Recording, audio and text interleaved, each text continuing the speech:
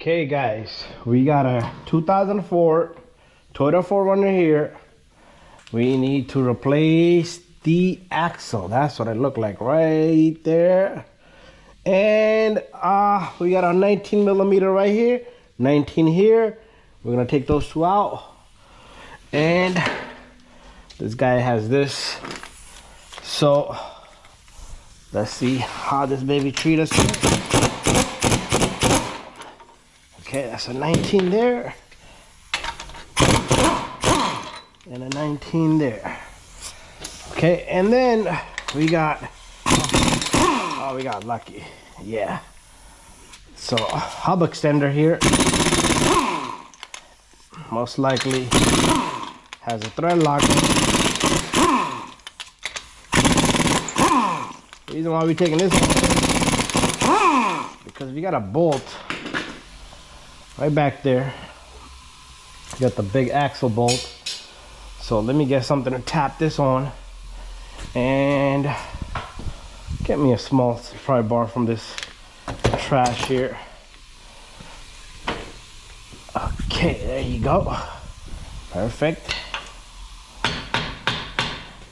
I don't want to bang on this because damaging. Yeah, there you go. All that corrosion. Okay, someone must have worked on this before.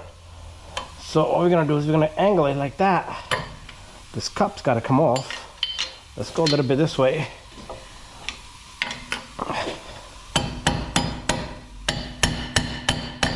It's not the best. It's coming out. There's the protection cup, just a cover. We're gonna fold this, remove this, take off that bolt, and then we already got this out of the way. Let me get some tools. Okay, I went and got some tools. So first, let's straighten up this cotter pin here and take this baby out. Ah, come on. Undo that to us. Okay, it's nice and clean here. Usually you won't find a cotter pin this clean and this easy to come out. But that cover does it all. So this guy comes out. Very important you put this back in. That falls down. I'm not sure. 36 millimeter. So I'm gonna have to go get another one. I'll be right back. Okay, this axle has been changed before, so the cover axle bolt could be a different size. This is 36 millimeter here. It's kind of a little loose, but try 35. Now the question is, will that axle move? Sometimes this axle will not move back, but yep, this one's moving. We're good here. So I'm gonna show you guys the axle that I have. Okay, but let's see how good this baby treats us. Really good. Okay, you want to make sure none of these ABS line, none of this stuff. If you want to remove a tie rod here, it'd be a good idea. I'm gonna have to get to that because I don't think I have enough clearance. And let's see. Okay, you know what? I'm gonna move that tie rod so we can go a little bit further. So we're gonna have to work a little bit extra here. Oh God, when you got a camera on your head, you gotta that's always an issue with the camera because I'm trying to get the visibility for the camera, but I forgot there's stuff up here from my head. Anyways, I'm gonna have to get a 17 millimeter there. Okay, we're back with the 17 millimeter here. And let's see. Oh, why is I wrong? It's a 19. That's good because we have 19 right here. That's perfect and beautiful. And this baby goes right on. Obviously, you lost a lot of torque there, but there goes the nut. So now, you don't want to hit on top of that. You want to kind of bang here. If you have something that's going to fork, remove that. That's beautiful. So I'm going to, up.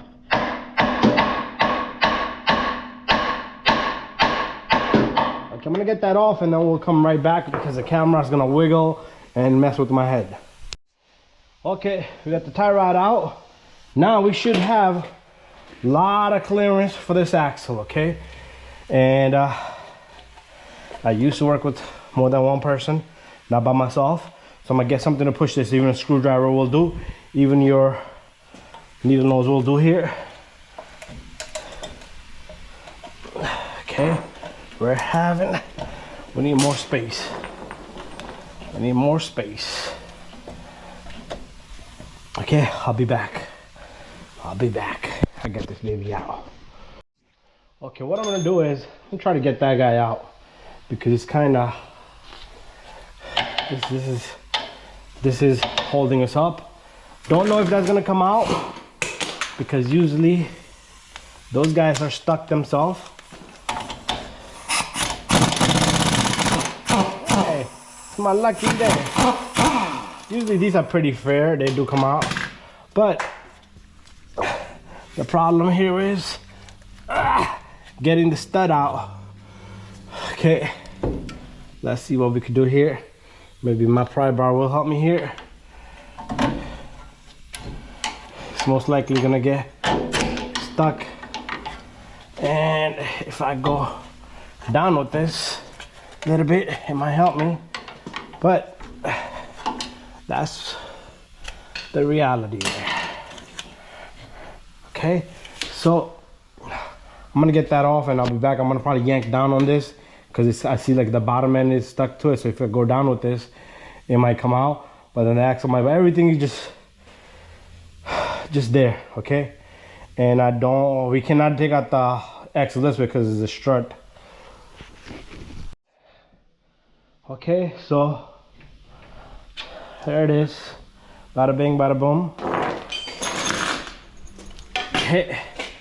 Now we should have more than enough clearance for this baby to come out, but it's still gonna bother with us. It's still gonna mess with us. There you go. This baby's out. So you might have a little bit of transmission fluid come down, which is no problem, but what you wanna do is you wanna go in the back, be careful with the axle seal. You wanna just yank on this axle, make sure it's clear on this side, and you wanna just pop this axle open, and I might just go hammer a little bit, and this axle will come out easily. Bada bing, bada boom. Let me get a bigger pry bar and some tissues. A lot of mess in the shop here. Need somebody to come and clean it for us. So we will hire somebody to do that. But here comes the axle. Sometimes it won't be so easy, okay? I might bang on it with the hammer, with the pry bar and the hammer, but my camera can't be in there. So let me get that part done. A lot of banging, guys. We got a little bit of transmission fluid, hot gear oil dripping, that's fine. We'll top it off from right over here. Part you might not see, but where is it going? It's going right on the pan. This thing has all kinds of shit underneath. God, what are we gonna do? This is not how it's supposed to be.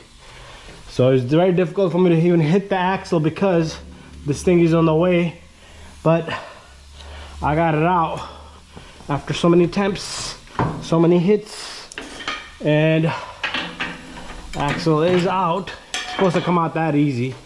Okay, so there it is. There's the old axle on this 4Runner, and we're gonna get the new axle immediately. We don't want to wait too long. Should have been prepped. This should have been out of the box. Should have been checked, but car doesn't like us. Okay, there it is.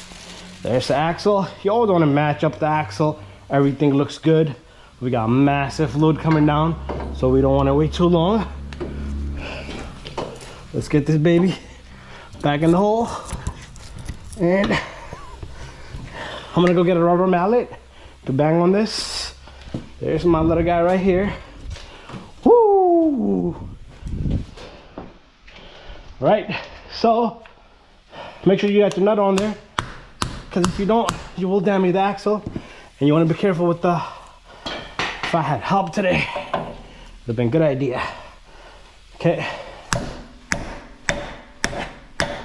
Should feel it snap and should go flush in there. our tissue is out of the way. There it is. Bada bing, bada boom. Axle is in and it has stopped leaking. We lost about a half a cup. Okay. Right. Worst procedure. Make sure you don't damage any of these seals here. Worst procedure. Just get everything back in. Let's turn this axle around. Make sure we're not stretching any of the.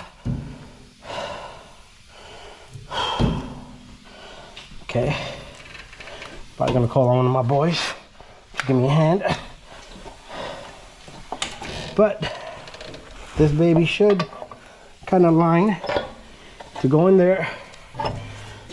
This little guy needs to come up. So guys, from here on, everything's got to be torqued. Everything's got to be lined.